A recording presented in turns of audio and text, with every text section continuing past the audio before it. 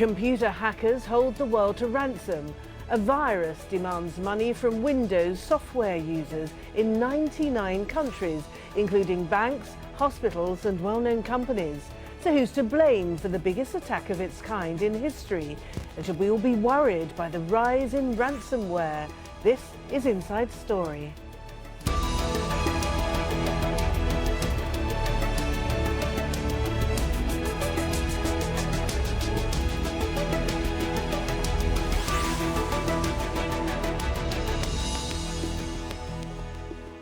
Hello and welcome to the programme. I'm Martine Dennis. Now, it's the biggest cyber attack of its kind in history. A computer virus called WannaCry has infected 75,000 computers in 99 different countries by exploiting a bug in the Windows operating system. Malicious software known as ransomware locks computers and demands money to restore access. Now, major hits include Britain's National Health Service, the French car maker Renault and the international shipper FedEx. Russia's banks and Interior Ministry, as well as the Spanish telecoms company Telefonica. We'll go to our guests in just a moment, but first, this report from Alan Fisher.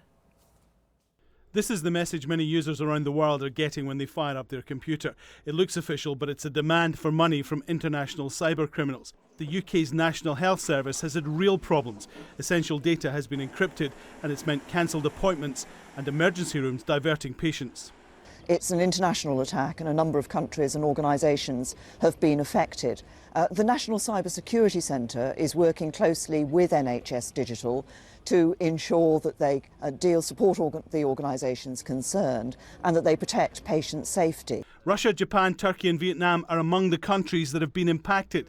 Users face a $300 demand to unlock their data. If it is a cyber criminal gang, the value is not in the $300 ransom, it's in the millions of dollars they'll make on the dark web for the actual data. And then after that, what they'll do is sell access as a service to that network. And so other hackers can go in and do the same type of thing. At Spain's biggest telecoms company, Telefonica, which was hit in the attack, workers were sent home. This happened about 10:30 or something like that. The computers turned blue and they said that we should go. In the UK, they're still trying to assess the damage across a large number of agencies. It's different in different organisations, so some their telephone systems have been affected and some it's a bit more extensive and it's affected systems that do diagnostics and record imaging, for example. Initial reports suggest the hacking tool was leaked by a group called Shadow Brokers, which dumped stolen hacking tools from America's National Security Agency online in the last few months. Although patches and fixes have been developed, a number of organisations, including many UK hospitals, have not yet updated their system. And you can absolutely rely on the fact that the Trust will be doing everything it can to A, make sure that patients are safe, B, make sure that they're up and running as quickly as possible, and C, that clearly, as I said, that the impact is as small as possible. Many organisations are trying to work out ways to get back to normal without paying the ransom. Alan Fisher, Al Jazeera.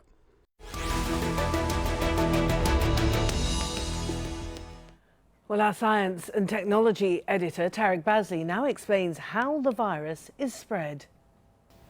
The computer virus known as WannaCry, and there are probably a few system administrators who do want to cry, locks up all the data on a computer and then demands a ransom to release it. In this case, about $300 worth of Bitcoin, the online currency.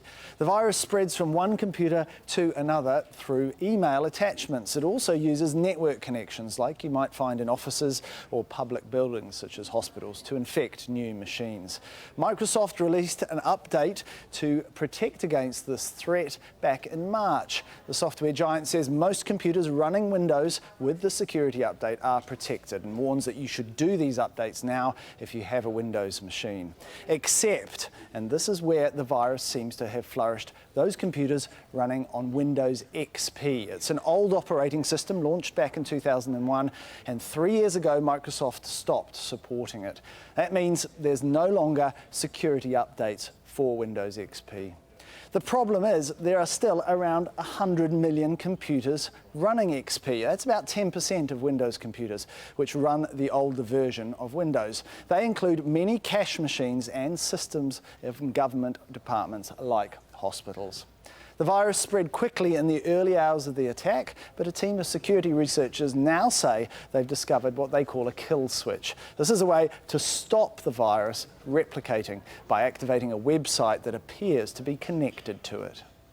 Let's introduce our guests now. From London, we have Marco Cova, who's Senior Security Researcher at Last Line. In Chamonix, in France, via Skype, we have Robert Pritchard, who's the former Deputy Head of the Cyber Security Operations Centre for the British Government. And also from London, Jennifer Pybus, who is Senior Lecturer at the London College of Communications at the University of Arts, London. Welcome to you all. And Robert, can I start with you?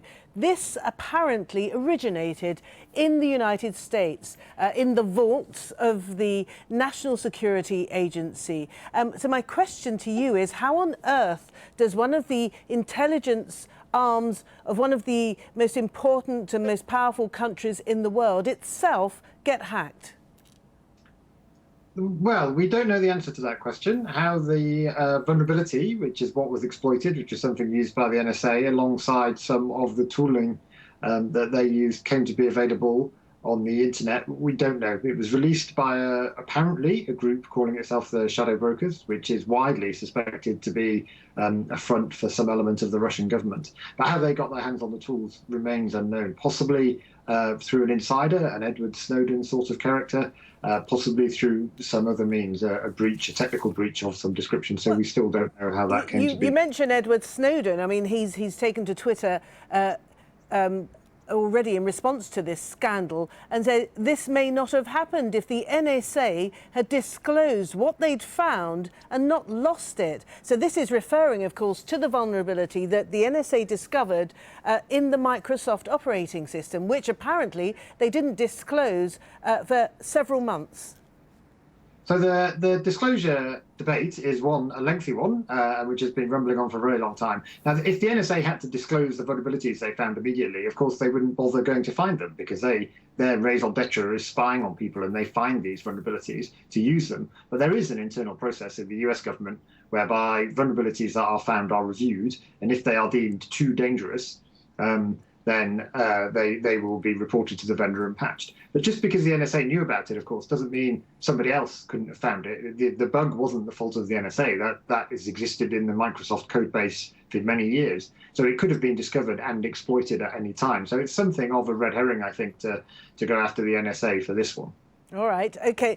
Marco, what are your thoughts then about basically who's to blame for it, because this is the big issue now, isn't it, as to how this could have come about and how the vulnerabilities that all of us around the world are displaying in the event of a cyber attack? Yeah, so there's another element to this, which is that actually Microsoft had released a patch for this very vulnerability even before the Shadow Brokers leak. So this is one of those lucky case, if you want, where there was a fix to address this problem for quite some time now. So I think there is blame, if you want, in various parts, in Microsoft having the vulnerability there, NSA losing this vulnerability and making it and its exploit accessible to third parties, and people who have vulnerable systems that, for a variety of reasons, were not able to upgrade and fix the problem in time. That's the point, Jennifer, that I'd like to ask you about, and that is that given that in Britain the NHS seems to have been the institution that's taken the hardest hit, simply because it appears they didn't update their systems. How can this be? That's a very good question. I think it's a question that a lot of people should be asking themselves, especially in a historic moment where increasingly we're seeing the datafication of our health services. Increasingly, health is going online. And so if you're going to make this decision to move all of this information onto the internet, then we need to make sure that there are really strong safeguards in place to ensure the protection of that data. And what we're seeing right now is those protections just weren't there. And Robert, coming back to you, the question is still out there, really, isn't it, as to whether the motivation for this attack, this ransomware attack, was a matter of financial reward, $300 $300 per hit, if you like, or whether it's a matter of harvesting all that data, which of course has an amazing amount of value on the dark web.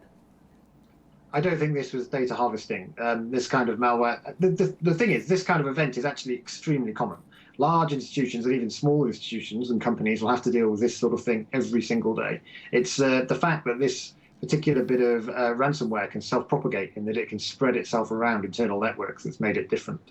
And I suspect it's gone well beyond the scope that the people who released it intended. Ransomware is extremely lucrative, but evidence from looking at the payments on the blockchain, and so looking at that, we can see that right now not many people have paid up for this ransomware. And indeed, given the scrutiny that's going to be on the people who did this and the law enforcement agencies who are trying to track them down, I imagine they've just gone to ground. I don't imagine they'll be wanting to collect their payment because people will be watching to see who tries to cash out.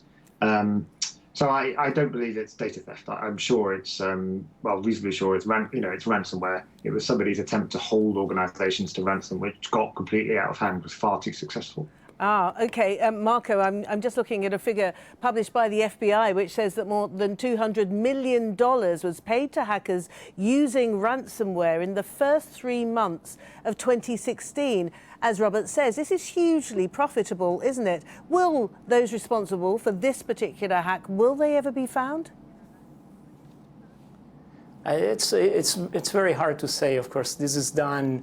Groups that are operating over the internet using this Bitcoin for collecting the ransom. So one of these cyber currency that is by design anonymous, so make it more difficult to understand who's behind it. But yes, in the end, this is a very simple, if you want, type of attack. But as we see, the numbers that were given before, the number of different families that there are of ransomware, the number of different groups that are using these techniques clearly indicate there is very lucrative for the people operating these schemes. And Jennifer, given the amount of life, modern life that is digitized, that is online, it seems to me that we are incredibly complacent when it comes to cybersecurity, not just the NHS in this particular instance, but all of us. Absolutely, and I think that part of that, I don't know if I would call it necessarily complacency, but maybe a lack of understanding of these technical systems. So if we look, for example, obviously this was not intended at the NHS per se. We see the number of countries that have been hit by this. But if we just look at the NHS as an example, we have computer systems using an operating system which was described by one group as the equivalent of a Honda car from the 1980s left unlocked.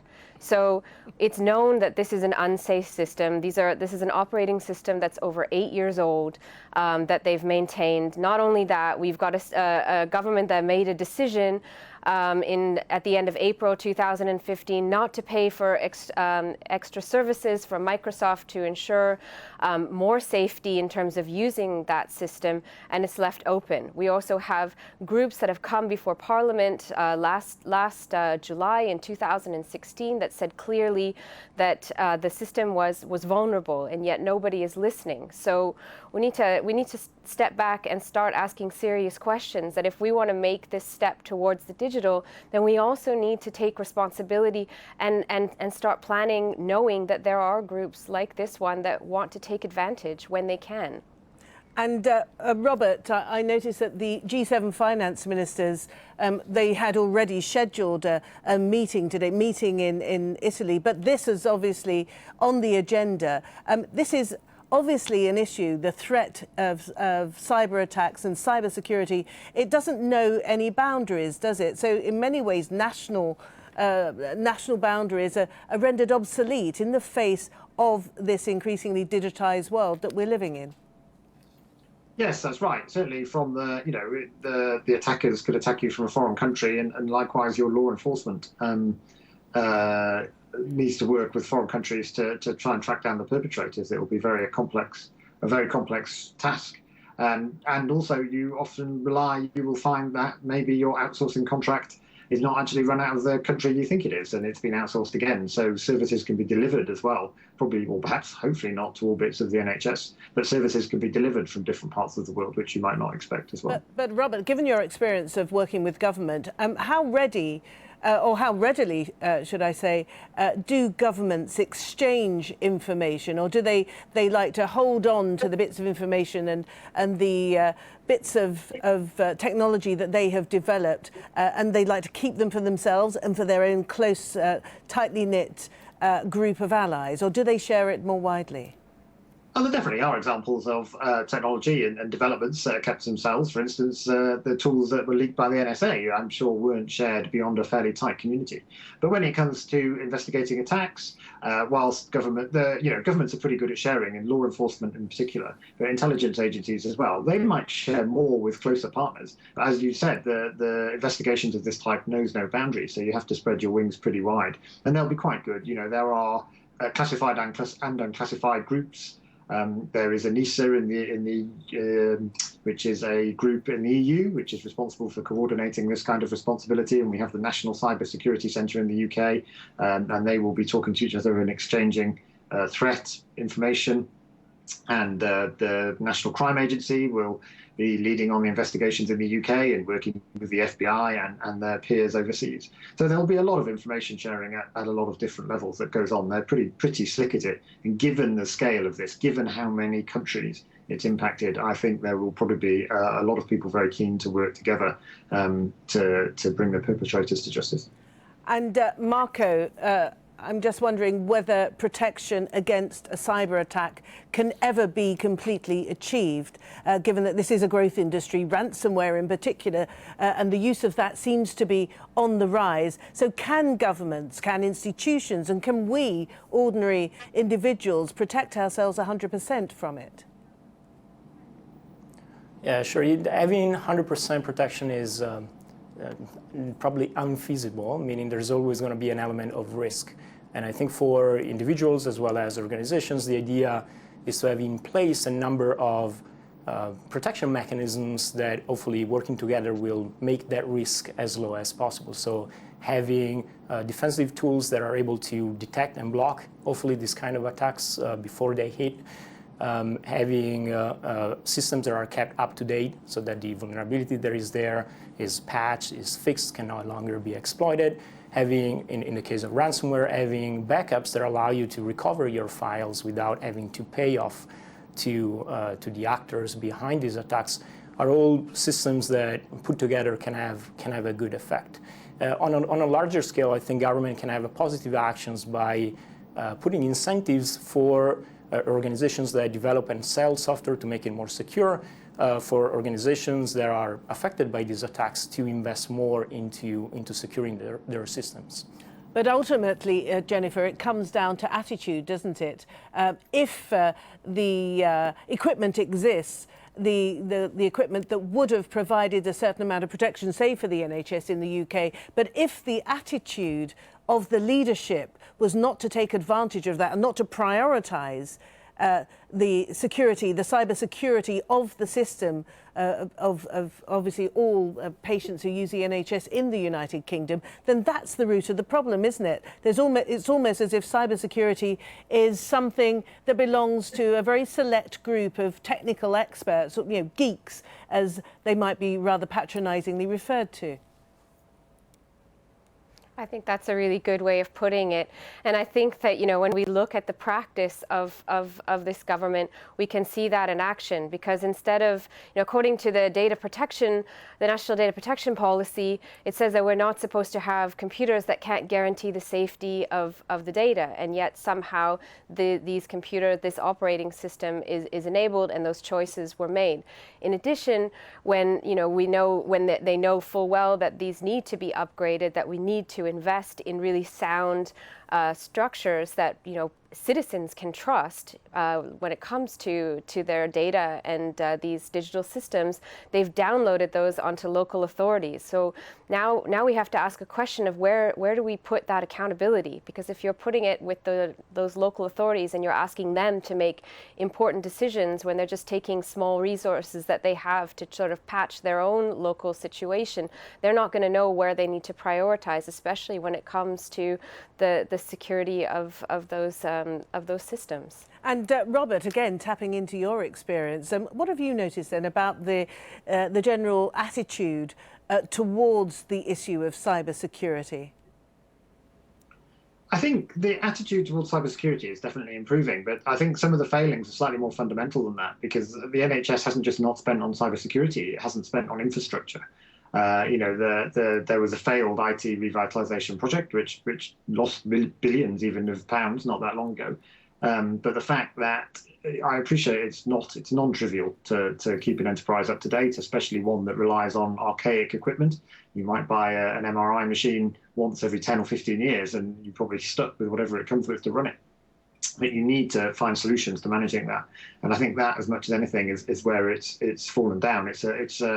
We've too long, I think, regarded IT as a cost, which obviously it is, but it's such a significant piece of our lives now. The computers and networks underpin everything. So we need not just to think about how we secure them, but where we go from here. So organisations like the NHS need something like a 10-year roadmap, a rolling 10-year roadmap of where technology is likely to go and how they can stay abreast of the latest technology that they need to use whilst managing their equipment as it gets older and perhaps less safe.